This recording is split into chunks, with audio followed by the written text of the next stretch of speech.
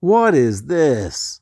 I installed an automatic opener and closer to the Model Y Frunk. Looking nice. A longtime owner of Tesla, specifically this is my second Model Y, I've always thought one of the main things they were missing is a frunk that will automatically open and shut with the push of a button. They've actually instituted this technology in the Cybertruck. Of course, its hood opens and shuts, but also many of its competitors like Lucid and Rivian have fully automated frunks that both open and shut with the push of the button.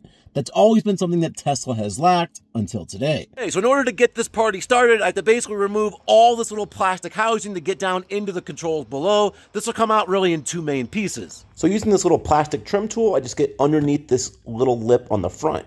There's clips all along the front and also a couple along the backside. Once you get that out, you come to the inside of the frunk where you pop out this little light and then use the little pocket knife to release the little wire from the harness. So now I think that leaves me with at least 4 different 10mm bolts I'll pull out here. So it actually ended up being 6 bolts, 4 down here in the base of the frunk, then 2 along here in this front lip. Once you have those out, there's a few clips on the edge of each side. Then the whole little frunk shell itself all pulls out. All right, so now let's open it up and see what we got. So to be honest, it was a tad overwhelming at first because there's a lot of different stuff and it's hard to really know what goes where. There are some directions.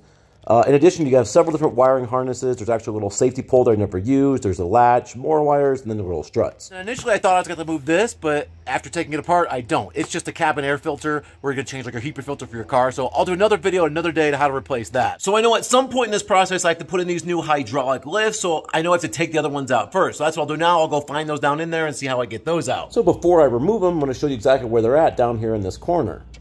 But keep in mind, before you remove that strut, you are going to want to get something to hold that hood into place because once you move even one, those are all that's holding this strut up into place and your hood will fall on you. So I actually had this Milwaukee water pump that I found out later was literally the perfect size.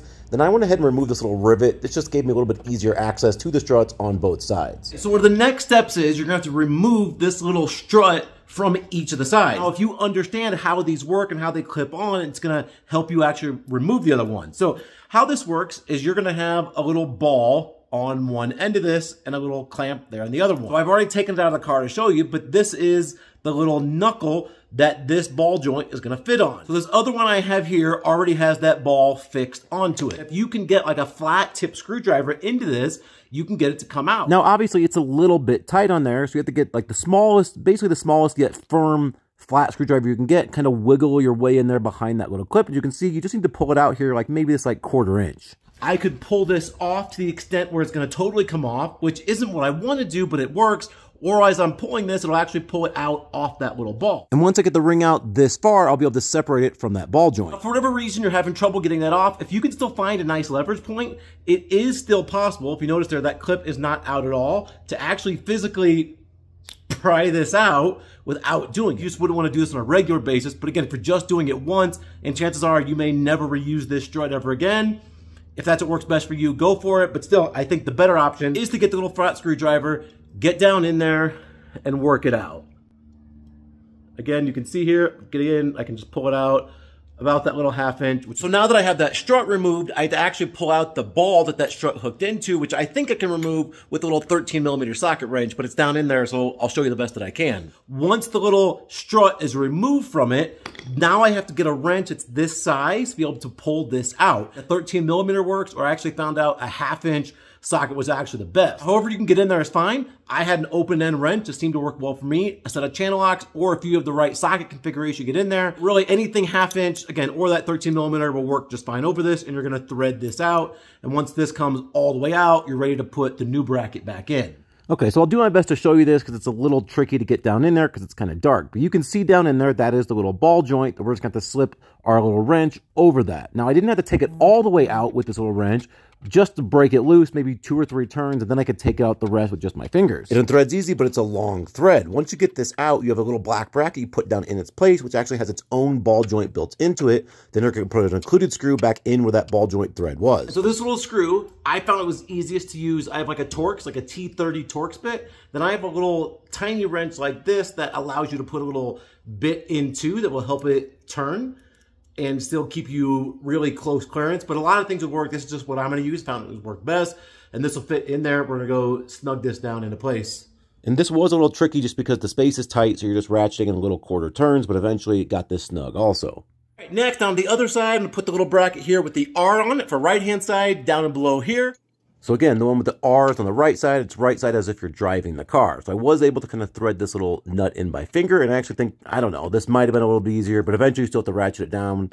Ultimately though, anything works to get it in there, and here's what it looks like as it really fits snug once it's into that place. Now it's time to install the little hand show model strut. When you install these into your car, the cord's always gonna go to the lower portion, it's gonna go down. Just like the other ones, you do still have those little metal clips there on the outside. And it's best, in fact, it's gonna be a whole lot easiest to pry those first, so you can just kind of slide them back on once you have that little C clip ring removed. So using the same little flat tip screwdriver I used to pull the little C-clamp out of the originals, I just kind of use it in the second to kind of squeeze it in behind there, wiggle it out, and then pop it out. And then, of course, I did this here on the bottom side also. This bracket here, the bottom one, which of course is going to be the one on the cord, is going to hook to the outside of the car like this, yet the top one's then going to connect to the inside. Now, it is possible to rotate this, of course, but it's a lot easier while it's in your hands, because once it's down in, buried in that frunk, you're gonna lose all the leverage you have. One side would be look like this, and your other side, it'd be almost like upside down, look like this. Now, it was nearly impossible to get a good camera angle of this, so I'm just gonna show it to you once.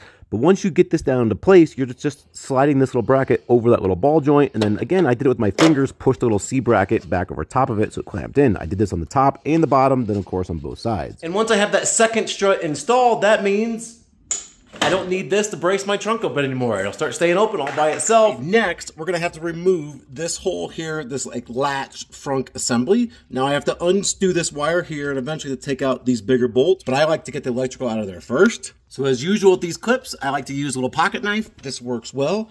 So I just stick the tip of my knife down here and I'm gonna push this little red part back. And usually when I push this back, the whole thing will end up just coming out like it did there, just in one solid push. So then I'm gonna grab my electric wrench with a 10mm socket, and I have bolts to take out, 2 of them, 1 on each side. They just come right out. Next, I have to locate this little mechanism here. This is gonna go and work with the latch system. This, of course, is the latch I just took out of the car. This is the little latch piece that'll work with it. It's important, this is not a replacement, but rather works in conjunction with this. After you move this little wire out of the way, right in behind there, and it's gonna fit perfect. And as you can see here, this little wire is gonna fit over this little stud. But in order to do that, I'm gonna have to remove this little spring system here. I can move this just with my fingers. I just have to take the pressure off just slightly up there and then it'll come out. Just enough back to move to where I can actually move this whole spring out of the way. Now I'll be able to slide this little metal over this ring here. And once it's over there, I can kind of hold it back tight and then I'll put the spring back into place. It's gonna go between these 2 pieces of metal here. So I kind of spring it in here. I'm going to tuck it back behind that ring. And then so now that this is in here, it's going to hold that ring I just put on in place. And then again, using just my fingers, no tool needed, stretch this back enough in here to hook this spring back behind in there like so. And I'm going to take this whole little thing I just created. Now these 2 pieces are together and screw this back into place right here where I had it earlier. Then I'm just doing what I did earlier in reverse, same bolts, same 10mm socket. I put the same latch now with that additional hardware back into place in the same exact spot. Okay, so that leaves us with this little box, which we'll stash this in a minute, but it's gonna have that wire running off to the latch and then this other little wire running off, which is gonna eventually stick out the front of the car, which I'll show you, which is just an emergency pull release. There is a huge wad of wires, but I'll do my best to walk you through. The first cord we're going to deal with is this one here that has like little split ends. And almost whenever you see anything like this when you're doing something of this cord, this is going to be like a T. So it's power that's already going from another place to this place that we're going to, and we're just going to jump in between, so the power is still passing. In this case, the power is still passing to this little front latch, but then of course it's teeing out to give us power to something else. That same harness with the red clip that we pulled out earlier with the pocket knife, you're going to take and plug into the female end of this harness until it clips. Then you're going to take the other end, which instead of a red has a gray little clip on it, and it's actually going to slide into the little latching mechanism, as you'll see here from the top, again, till it clips. From there, you're going to find the one that says D7, and this is going to clip in the other vacant spot here in the latch. So right there, it's going to look a little bit different, but it is going to plug right in there, and it's going to click real nice when it gets into place also. Next, we're going to find the one with the D6 label, and this one's going to go to this little actuator, which is coming from the latch assembly we just plug in. So this little wire down here, we're going to pull out. It's a real simple little harness. I lift it up and pull it out, and you're going to notice it has some like red and yellow on it. So this new set of wire you have is also going to have a red and yellow. And it's the other side which is going to plug into the red and yellow we just came out, and then the new red and yellow that's going to plug back into that little control that we just pull out, which you'll see right here. Again, push it in so you get a nice little click. Okay, now I'm going to take this little larger plug. Mine is brown with a purple end, and it's going to say D5 on it. This is going to go into this little mechanism that we just strapped to the little opening device. So this is going to clip right in there. This one was just a little hard to push in some of the others. Now we're totally done with this. We can just go ahead and stash this in one of these little cavities. Just trying to securely get it out of the way, I tucked it into here, this little gap of the frame, and then I got some zip ties to not only strap down the wires, but actually the device itself, so it's not bouncing around while I'm driving. So now that I have that little control box kind of stashed in there, I can trail out the end of it to where it'll be this little thing that looks like this. Now I'm going to end up poking that out through this little hole in the front of the car. Behind this little hole are two things. One, there's a tow hook where you actually put it in to tow the car. And after you pry this out, you'll see there's also a set of wires where you can jump your 12-volt battery. If it's totally dead, you can't get your frunk open. So we're going to slip out our little emergency release latch and then zip tie it to those wires just in case it doesn't get lost back in the frunk area, and then push it all back in. There's a little wire that says the GRND, or I think it's GND. It's just going to be for the ground. This can go anywhere. I'm just looking for somewhere I can pinch this to the metal frame. Now in an automobile, the ground is kind of giving you the neutral or the negative side of the circuit that you might have like in a home. So it doesn't matter where, just anywhere you're grounding it to the frame. I just use this little nut here up top. Then I got a 10mm socket that I pulled it out and put it back in with. The next step of my little kit is I have this little wire here that's going to give us power. So we just got our ground, which is going to act as our neutral in most vehicles like this one. This is where we're going to have to find the power, which we're going to find under our little red cap, located just behind this little filter assembly, which again, you might have already taken this whole thing out. Once you pull this back, you're going to see a little screw. Now, you're not in danger of shocking yourself with this, but you wouldn't want to touch that screw and metal of the car at the same time. So here's this little plus wire, or the positive. You're just going to, same thing, slide it over this little bolt. The kit came with this little metal nut, which I just got finger tight all the way down, and it just pinched that little wire in between the bottom of the nut and the little washer of the vehicle. Once I had it hand tightened, I got a 1/2-inch wrench and snugged the nut down really good to make sure I didn't have any loose arcing.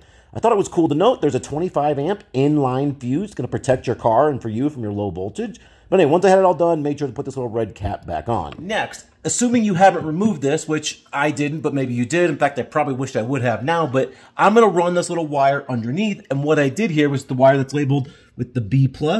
This is going kind of underneath this little air filter to where it's going to be the right connection to fit into this. Once I did connect these together, I slid those wires underneath this manifold like I talked earlier. Then it's a matter of figuring out where all these wires go. I started with the smallest one, which hooked up to this item here they call the buzzer. This is what's going to make the beep when your trunk's either opening or shutting. Now I have 4 little wires left on that jumble of that wire harness. So 2 of these are going to go to that strut, or the power coming off the strut on one side, 2 of them on the other side. Now I've already kind of fished these down in between.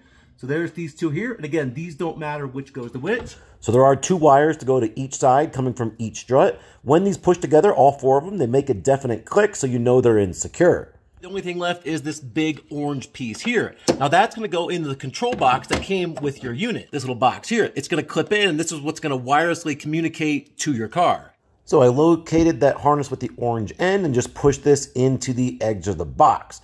Once I had it in there, it was just a matter of now I have to find a place to store this. So I went off script from the directions, and I just tucked it back in here behind this little section here. Then I just made sure I grabbed some zip ties and actually snugged it into place. Then I went ahead and went down the line to make sure all the wires, as much as possible, were also secured. And then it also gives you this little wiring here in the kit. This is just an extension cable in case one of those little struts didn't reach. Now where I was able to tuck my harness back down here in the middle made everything work. And then before I put the frunk in, I made sure all the wires were tucked in as good as possible around all this. And I don't want anything setting on this little metal here because the frunk liner is going to set on that.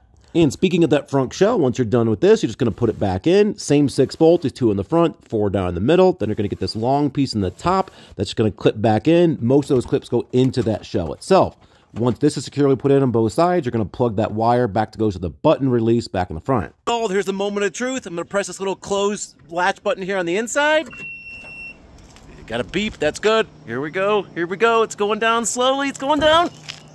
Nice. Then just a close-up to see, even with our new mechanism, everything still latches and closes just the same. A lot of people, including myself, that have little kids might be worried about, is it possible to get your finger caught in here? So I'm going to press the button down below. When I click this, you'll see it'll begin to shut, and I'll just hold my hand out here. The slightest little pressure stops it, and if you still want to hit that button to go again, it'll continue shutting just like it did before. So that part's really not an issue.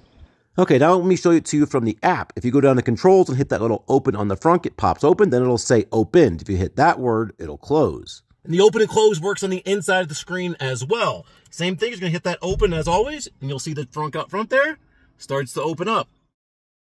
And same thing, just like on the app, it's not gonna say close because it wasn't designed to that, but you're just gonna hit that open button again. And again, you'll see the frunk there begin to close all on its own. All right, so in a quick recap and review, it is a little tricky to get this done, but still an ordinary person with just an ordinary set of some basic tools could get this done. But I would suggest that if it's something you're gonna try, clear a several hour period. From start to finish today, this took me a little over 3 hours. Now, I didn't have the luxury that maybe you'll have is watching a video first to be able to navigate through this.